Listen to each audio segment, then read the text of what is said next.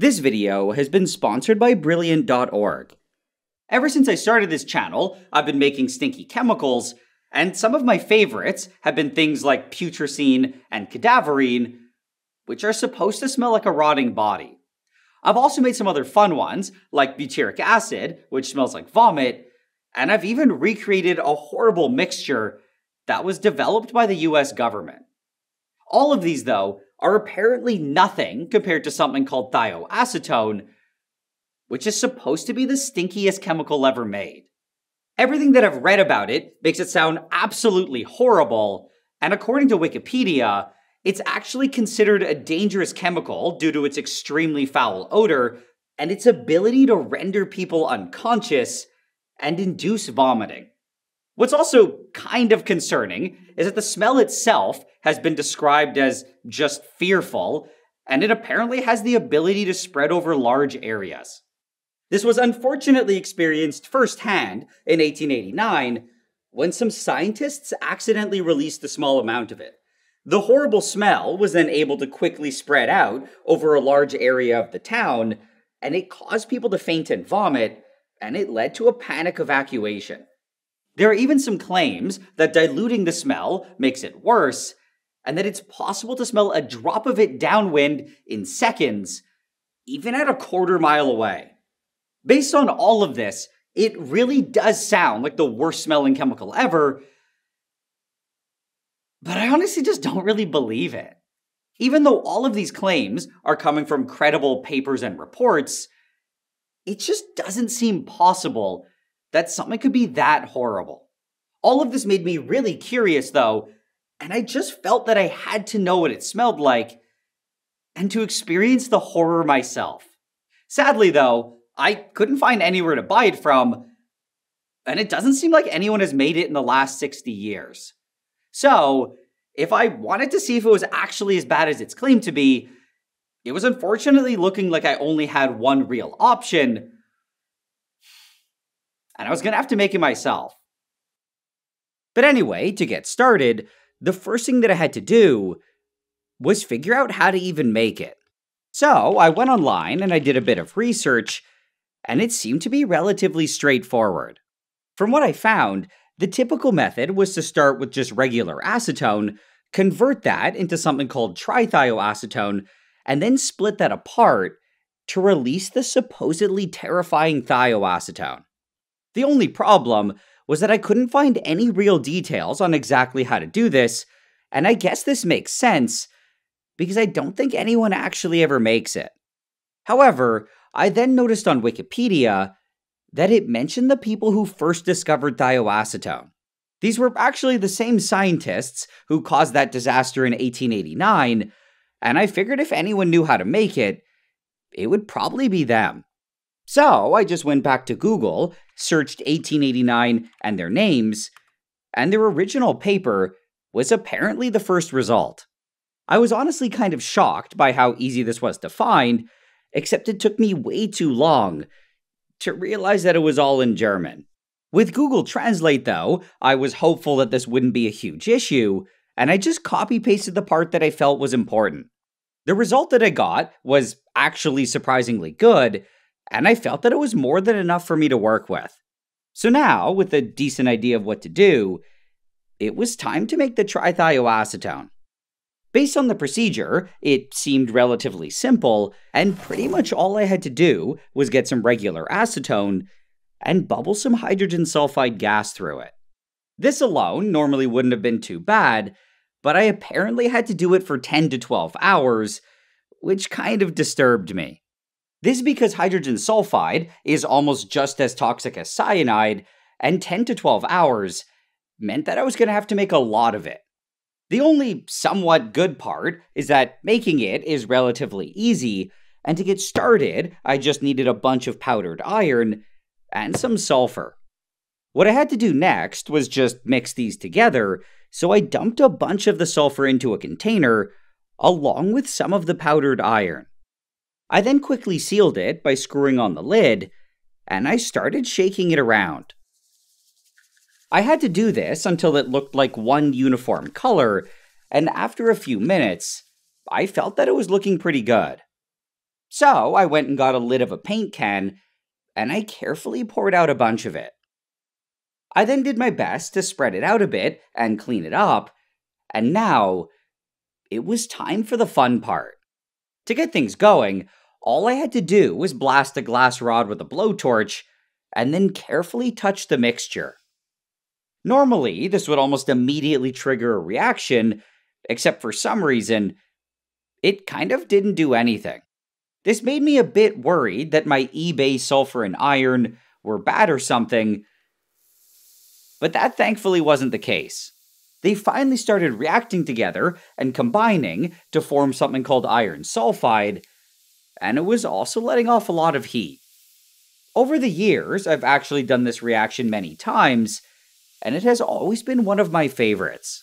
The last time I did it on a large scale like this was when I made my own glow toys a few years ago, and I don't think I'll ever get tired of it. It's just kind of mesmerizing, and I really like the sound that it makes. After a while though, the reaction was eventually done, but it was still extremely hot, and I had to wait for it to cool down. When I came back to it about 30 minutes later, it was looking pretty good. Now, all I had to do was separate this crusty stuff from the lid, and it was surprisingly easy. I then started crushing it and breaking it into smaller pieces, and that was about it. What I had now was a bunch of iron sulfide powder, which is kind of a stored form of the scary hydrogen sulfide gas. To actually turn this into the gas, though, I'd have to put together a little gas generator, so I dumped it all into a flask. After that, I took away the funnel, cleaned up the joints using some paper towel, and started putting together the rest of the setup. To do this, I added a stopper, an addition funnel, and an outlet for the hydrogen sulfide to leave the flask. At this point, the scary generator was more or less ready, and it was time to put together the rest of the setup.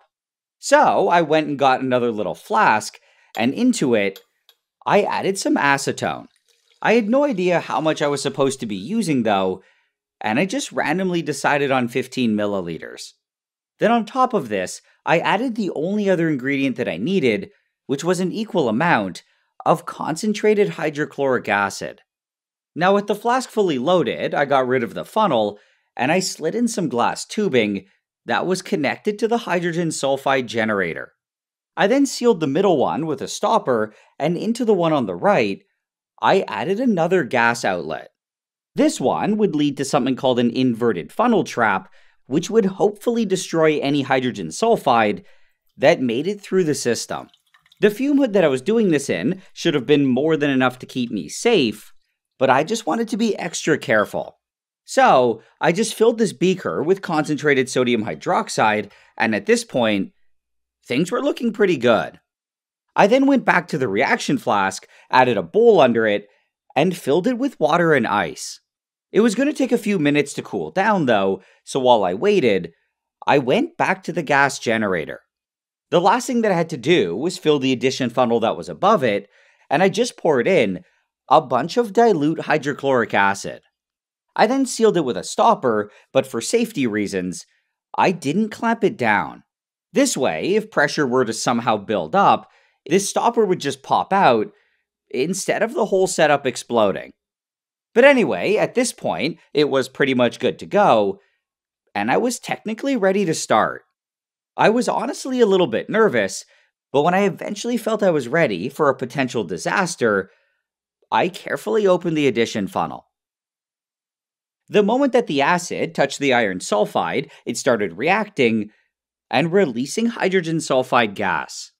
All of this scary gas was then getting pushed out of the flask and through the tubing and into the reaction flask. It was then bubbling through the acetone and the hydrochloric acid, and honestly, it really didn't look like anything was happening. In theory though, it was supposed to be reacting with the acetone and turning it into the trithioacetone. This form of it was still apparently really stinky, but it was supposed to be much more tame and easier to handle. The only part that made me a bit paranoid was that technically, Thioacetone was being made in this reaction. It was just an intermediate though, and it was supposed to almost immediately combine and turn into the trithioacetone, but still. This meant that if I bubbled the hydrogen sulfide too quickly, it was possible that some thioacetone could get pushed out of the flask. This could then potentially escape my setup and get pulled away by my fume hood, and if it were as bad as the stories claimed, it could be a big problem. So, the amount of hydrogen sulfide that I was making had to be very carefully controlled.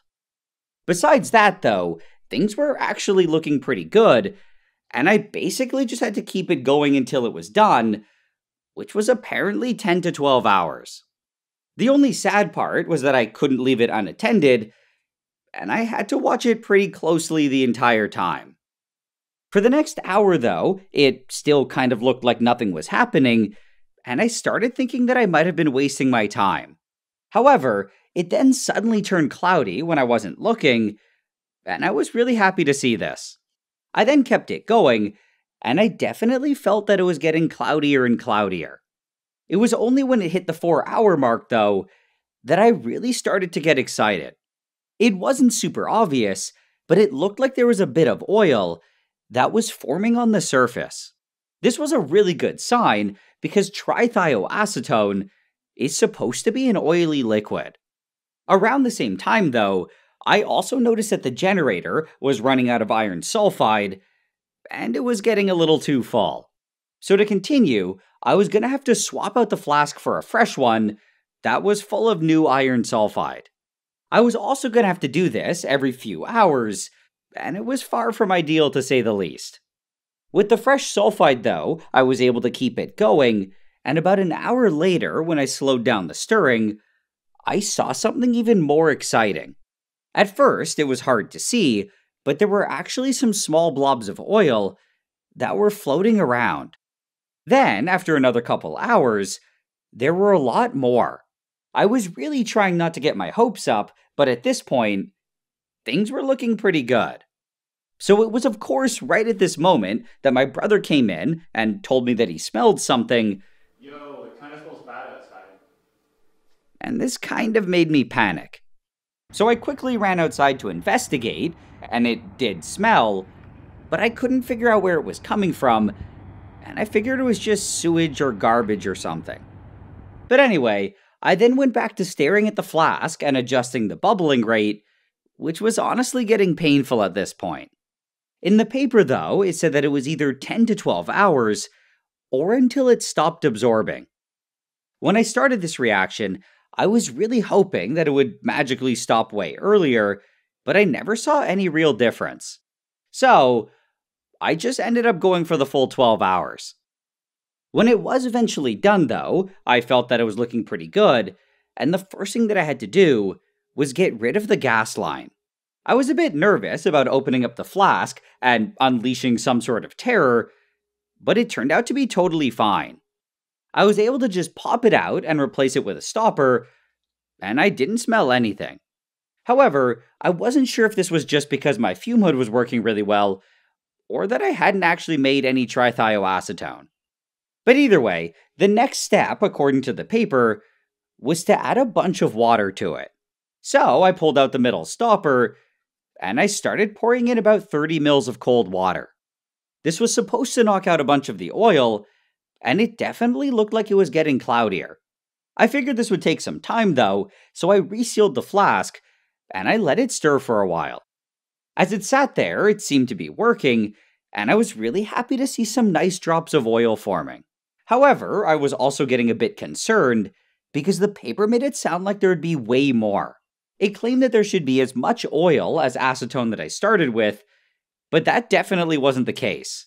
It looked like there was a decent amount, but it was nowhere close to 15 milliliters.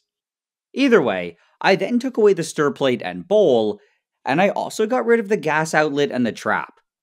What I was left with was a raw reaction mixture, and now, assuming that I'd actually made any trithioacetone, I had to figure out how to get it out. According to the paper, all I had to do was steam distill it, but this was something that kind of concerned me. This is because steam distilling this reaction mixture is exactly how they caused that disaster in 1889.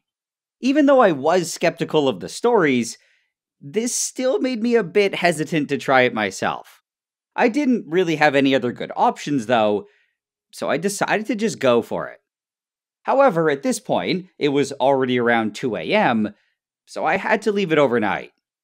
The next day, I actually woke up feeling pretty confident, but that was almost immediately destroyed the moment that I walked into the room. I was hit with a really strong sulfur smell, and I kind of panicked that there had been some sort of disaster. When I checked on the flask and the fume hood, though, everything looked totally fine. So, it was nothing catastrophic, but the question now was, where was this mystery smell coming from? Well, apparently, when I touched the flask the day before, an almost invisibly small speck of liquid had gotten onto my glove. I'd then thrown that glove into the garbage, and just that speck was enough to make the whole room reek. This actually kind of scared me, and I started worrying that all the stories might be true, and that I should absolutely avoid distilling it. However, there was also only one way to find out. So I started setting it up for a distillation, and unfortunately, this meant that I was going to have to touch the flask again. I wasn't super excited to do this, but I figured that it would probably be fine if I just left my glove in the fume hood. But either way, with the main part of the setup now in place, I then added a heating mantle and a stir plate, a thermometer, and an addition funnel filled with water. I also added the water cooling to the condenser, and I set up a vial to collect the stuff that boiled over. At this point, it was pretty much good to go, but I still wasn't feeling super confident. I guess I'm ready to start the distillation. There was nothing I could do about that though, so I just switched on the heating, and I nervously waited for it to heat up. It actually ended up going way faster than I thought, and within a few minutes it was already boiling, and I started collecting something in the vial. When I looked at the thermometer though, it was only around 56 degrees Celsius, and this told me that it was just unreacted acetone. This made sense because I didn't expect 100% of it to react, and I assumed I'd recover at least some of it. However, as I kept collecting it, I started getting a bit worried. It just didn't seem to stop, and it was slowly creeping towards the amount that I had started with. The reaction clearly didn't go as well as I had thought, but I still had hope. Thankfully, it eventually started slowing down, and the temperature started rising. It then gradually crept up to 100 degrees Celsius, and this was the beginning of the potentially scary part. This was when the trithioacetone was supposed to start vaporizing, and I quickly swapped out the vial. I then waited for something to start coming over, and I was eventually greeted with a nice drop of cloudy liquid. This was actually mostly water, but it was cloudy because the water vapor had carried something oily along with it. In theory, this should be the trithioacetone, and this process of distilling it from boiling water is called a steam distillation. It's basically allowing me to distill it at a much lower temperature, which reduces the risk of the trithioacetone falling apart and ruining my life. But anyway, I then covered the flask to help the water come over, and I just kept collecting it. I also opened the addition funnel, and I slowly added water at roughly the same rate that I was distilling it. Now, going back to the vial, I saw that everything that I'd collected up until now was just a hazy liquid. As I collected more though, it actually cleared up a lot, and I started seeing some nice drops of oil. What I also really liked was that unlike a lot of other oils, which float on water, this one was sitting at the bottom, which told me that it was heavier. This was a very good sign, because trithioacetone is supposed to be slightly denser than water. Eventually, it looked like I was basically just distilling pure water, and I figured that it was probably done. Just to be absolutely sure that I got everything though, I took away this vial and immediately sealed it, and replaced it with a fresh one. I then kept collecting the water, but it didn't look like there was any oil in it. So at this point, I considered it done, and I was honestly kind of shocked by how well it had gone. It ended up being way more tame than I thought it would be, and at least as far as I knew, there hadn't been a major disaster. I then went and checked on all the oil that I'd collected before, and it had combined into a really nice blob. It was nowhere near the 15 mils that I was hoping for, but if this were trithioacetone, it was still way more than I needed. It was also probably pretty stinky, and I was really curious to know what it smelled like. However, I was also kind of scared to open it outside the fume hood, so I tried just smelling it through the vial. It actually doesn't smell bad at all. It kind of smells like grapefruit candy. I was honestly extremely surprised by this, and I was also a bit confused about how something so stinky had become good. So I looked up what it was supposed to smell like, and I was actually kind of surprised by what I saw. This is because, in very low concentrations, it can apparently smell tropical, with a grapefruit nuance. But anyway, what I had to do next was separate this purified oil from all the water. So I went and got a pipette, and I carefully tried to suck it all out. I was doing my best to only get the oil, but I also did end up getting a little bit of the water. I then shot it into a much smaller vial, and I attempted to get rid of the extra water. It ended up being a bit of a struggle, and I lost some of the oil doing it, but I was able to get rid of pretty much all of it. At this point, things were looking really good, and the only issue was that the oil was slightly cloudy because there was a small amount of water still in it. So, to clear it up, I added some calcium chloride, and I let it sit for a while. About 10 minutes later, it was looking way better, but just for good measure, I added some more calcium chloride. Then after another 30 minutes of waiting, I carefully pulled everything out. What I had now was a bunch of nice and crystal clear oil, and according to the paper, if this were trithioacetone, it should freeze when it's cooled down. So, to test this out, I put it into some ice water, and I let it sit there for a while. Then, when I came back to it about an hour later, I was really happy with what I saw. It had completely solidified, and it had formed some really nice crystals. The moment that I saw this, I was basically 99.5% sure that this was some nice and pure trithioacetone. To be absolutely sure, though, I was going to have to run some tests. So I quickly ran it on my machine that can do something called FTIR, and this was what it gave me. It was basically a fingerprint of the chemical that I made, and all I had to do next was find a reference one for the trithioacetone.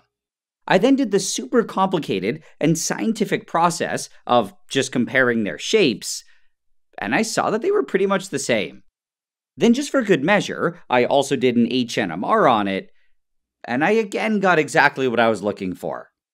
Okay, so now I was 100% sure that I had successfully made the trithioacetone. However, before trying to turn this into the horrible thioacetone, I felt that I had to know what this smelled like in its pure form. It's supposed to only be a fraction of the terribleness, but I had to get at least some sort of idea of what I was dealing with. I kind of already smell it from here. It's like just sulfury. It reminds me a bit of durian fruit. It just has a nasty, sulfury, rotten smell. It's not that bad. But now, I'll open it and see if my opinion changes.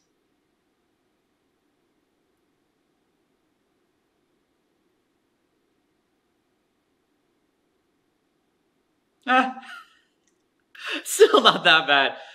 What's worse is just it permeates out of the vial and just kind of leaves a weird sulfury smell in the area. That's actually worse than its pure form, but it's still not that bad. It's not that bad. It's so bad. It's so bad. What do you... But you smell it from there? God. Dude, your nose. You don't smell it? I smell it. It's not that bad. Oh. That's the nastiest thing I've ever smelled. I'm about to throw up. No. Yeah. Actually? Yeah. Oh. In general, I'm pretty resistant to smells, so it didn't bother me that much, but having my friend react like this got me a bit worried. This is because the thioacetone is supposed to be insane compared to this. So there was no way I was going to be breaking apart the trithioacetone in my fume hood or anywhere near someone who could be assaulted by it, and in my mind, there was only one logical thing to do.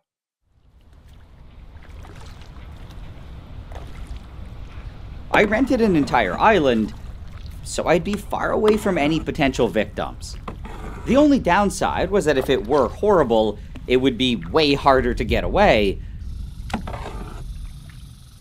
But I figured I'd deal with that later. When I eventually got to the island, I took a quick little tour, and I tried to find what I felt would be the best spot to do it.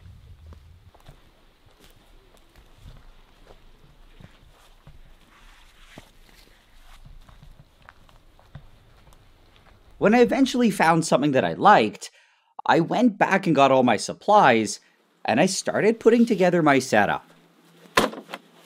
This was thankfully really easy, and the biggest and most complicated thing that I needed was just the table. That's good. And besides this, the other main thing was just a lab stand with a small flask attached to it. With all this in place, I was able to get started, and the first thing that I had to do was put on a lab coat and some gloves. This wasn't so much for safety though, and it was just because I really didn't want to get stinky stuff on my hands or my clothes. With all my protection in place, I was able to pull out the trithioacetone, which I thought transporting would be a horrible stinky experience. However, by sealing it in a Nalgene bottle and a larger vial, I was actually able to completely block out the smell, and it was totally fine. That wasn't the case now though, because it was time to open the vial, and I was immediately blessed with its wonderful smell. Yeah, still smells terrible. I then got a glass pipette, and I carefully sucked out a small amount of it. I don't think we need to add very much, like just this.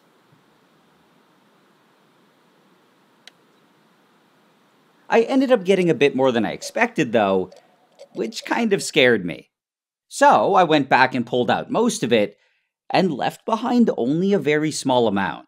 Now, with it all loaded, I quickly resealed the trithioacetone, and there was just one final thing that I needed. It was a vacuum pump, and all I had to do was connect it to the flask. To do this, I just spun around the adapter to make sure that the grease made a good seal, and that was about it. I then turned it on, and started sucking out all the air. After about a minute, I felt that I had a nice vacuum, so I carefully turned the valve to seal the flask. I then turned off the pump, and pulled off the rubber hosing, and at this point, I was pretty much good to go. It was now finally time to turn it into the thioacetone, and in theory, all I had to do was heat it up. I was honestly a bit scared that I was about to create a disaster. Lots of confidence. But again, there was only one way to find out. So, when I felt that I was ready, I very nervously started blasting it. The goal here was to just heat it up until it got to at least 500 or 600 C. Oof, it's boiling. This is because at that temperature, the trithioacetone was supposed to crack and split apart into the thioacetone. The vacuum was important because it helped keep everything sealed, and it should also prevent the trithioacetone from burning. But anyway, after blasting it for a while, I eventually felt that it had gotten hot enough. That's definitely at 500 C. Okay. There's a nice vapor in there. I feel scared. At this point, I felt that things were looking pretty good, but the flask was still really hot, so I had to wait for it to cool down. When I came back to it about 10 minutes later, it was only slightly warm, and I carefully took it off the stand. Now, I guess this was the moment that I was waiting for, and I really didn't know what to expect. I guess all we need to do is turn it to let the air back in.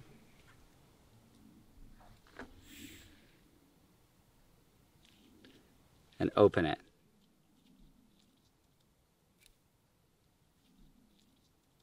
I really thought that I was just going to be assaulted the moment that it was opened, but even when I smelled the flask directly, I didn't notice anything crazy. It smelled pretty much the same as the original trithioacetone, and considering how much I'd been anticipating this moment, I smell something. I was kind of disappointed. It was possible that I just had a broken sense of smell or something, though, so I asked my poor friend behind the camera for his opinion. It does stink. But is it different than before? No, smells like before. It smells the same. It just stinks. Nothing's changed. So, it didn't seem like I had actually made any thioacetone, and I figured that it was because I hadn't gotten it hot enough. To properly split it apart, I was going to have a bit more courage and to really blast it so that it for sure got to at least 500 degrees Celsius. What was nice was that it still looked like there was a bunch of trithioacetone in the flask, so I didn't have to reload it. All I had to do was reattach the vacuum pump and suck out the air. Then, about 30 seconds later, I turned off the pump and pulled off the tubing. I was now ready to blast it, and this time I decided to use a real blowtorch, and I would go until I was absolutely sure that it was hot enough.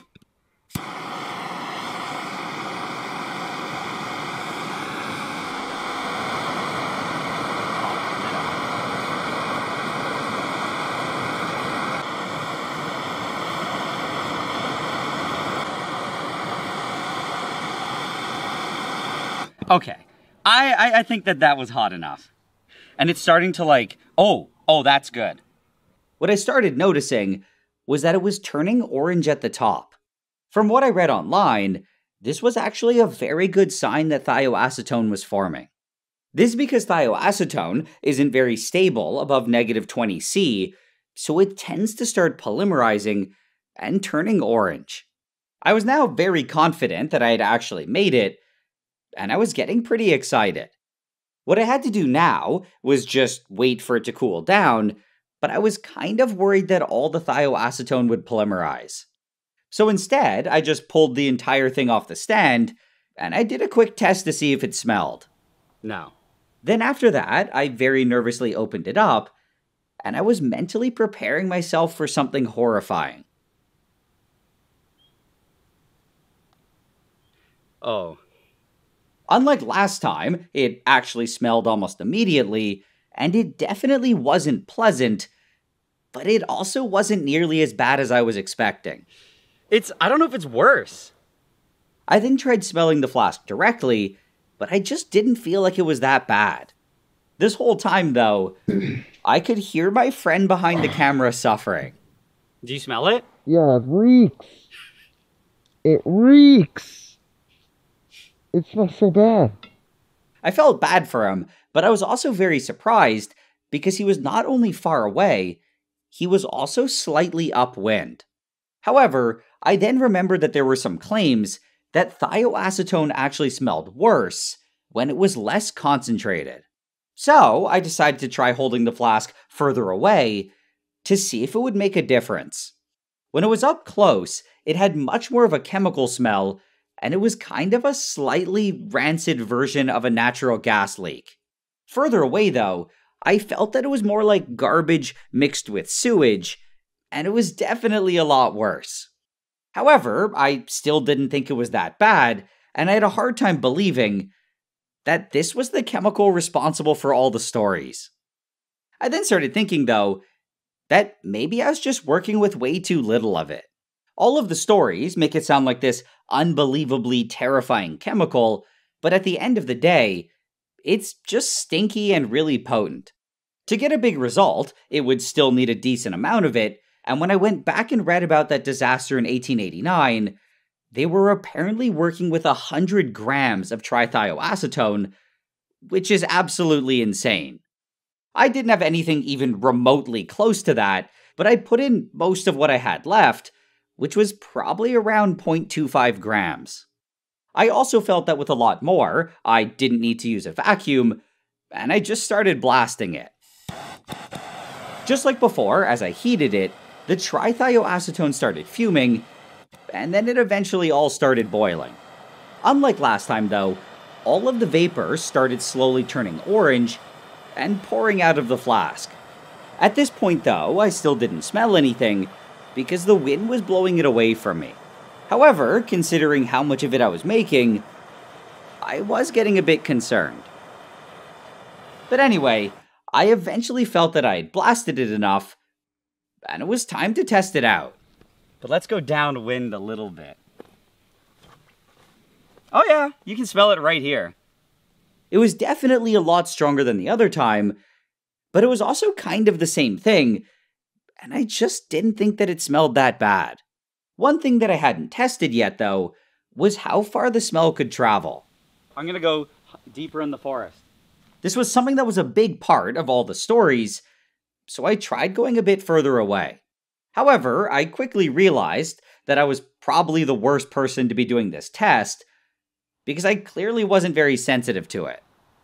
Yeah, I think I can still smell it, but it's not that bad. So I asked my friend behind the camera for one final sacrifice. Up until now, the wind had been strong enough that he hadn't smelled anything, but that unfortunately changed for him when he got closer to the flask. Oh! Oh! Oh! Stinks! What on 10, what is it now? Like 10 on 10. He was clearly a lot more sensitive to it than I was. Oh, disgusting. And it seemed to get even worse for him as he got further away. Oh! When does it stop? Oh! No! I honestly thought this was kind of funny, but then it looked like he was actually getting worried. Dude, it still stinks. We gotta stop this. It then continued to get worse. Oh, it gets stronger right here. And I still wasn't really concerned until he got to the water. Oh, it's gonna travel across the lake. I had honestly rented this island mostly because I thought it would be funny for the video, and I didn't actually think the smell would travel this much. However, we weren't exactly in the middle of nowhere. There were still a bunch of houses, only a couple 100 meters downwind, and I was genuinely starting to get worried. Kind of concerned that, somebody might call 911. It stinks. Besides its horrible ability to travel, though, I was also starting to realize one of the other big issues with thioacetone. It doesn't smell like it's coming from anywhere. No, it's 360 degree smell. There was no clear direction that it was coming from, and I could see how this could be very overwhelming. Also, without knowing the source, I could see how someone could interpret it as a gas leak or something else dangerous. It also seemed to really stick around, and even after several minutes, it was still really unpleasant. Shut it down. Shut it down.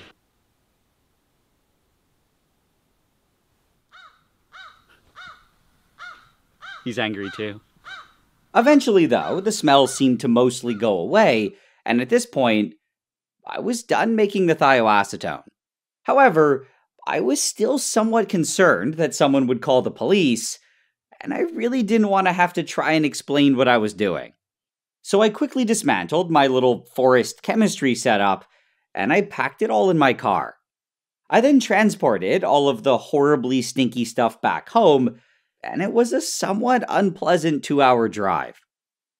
But anyway, in the end, I had successfully made the mythical thioacetone, and I'm very happy that I got to personally experience its horribleness. It wasn't quite as overwhelmingly bad as I was hoping it would be, but it made up for that by being almost unbelievably potent, and I was genuinely surprised by how far it could travel. I can totally see how a relatively small amount of it could terrorize an entire town, and on that scale, I wouldn't be surprised if at least a few people vomited or passed out. So for the most part, I think that it's pretty much as bad as it's claimed to be, and it's almost definitely one of the worst smelling chemicals ever made. In the future, I might try making some other smelly chemicals, but for now, I think I'm gonna take a break from the stinky stuff. Instead, I'm gonna try and focus on some less offensive projects, like turning paint thinner into cherry soda. Before I go though, I want to quickly mention another YouTuber named Labcoats, who technically made the thioacetone before me. I only realized this after I'd already filmed everything and was putting the video together, but either way, I think he deserves credit for being the first one to do it, and I definitely recommend checking him out if you want another opinion. Also, I want to give a big thanks to all my patrons for making projects like this possible, and to Brilliant.org for sponsoring this video. If you haven't ever heard of Brilliant, it's a website with a whole bunch of lessons in things like math, chemistry, physics, and computer science, and I think they teach them in a really fun way. This is because all of their courses are fully interactive, and I think it makes it feel a lot more like a game. What I also like is that the lessons are very concise, and I don't ever feel overwhelmed with information. On top of that, each lesson and course is chopped up into many small sections, so there isn't even a huge time commitment. I'm actually working on a few courses right now, and I'm still progressing, even when I just randomly go on when I get the chance. In particular though, I've been focusing on the astrophysics lessons, and I've been really enjoying them. With all that being said though, I do really personally like Brilliant, and if you're interested in learning something new in a fun way, I definitely recommend checking them out. You can also get started for free by going to brilliant.org/NileRed, or by clicking the link in the description. The first 200 people who sign up using my link will also get 20% off an annual premium subscription. But yeah, that's about it. I'm gonna go vomit. Actually? Probably not. But I feel like I have to. As usual, a big thanks goes out to all my supporters on Patreon. Everyone who supports me can see all my new videos at least 24 hours before I post them to YouTube. You'll also get access to all the older videos that I had to take down, and if you support me with $5 or more, you'll get your name at the end like you see here.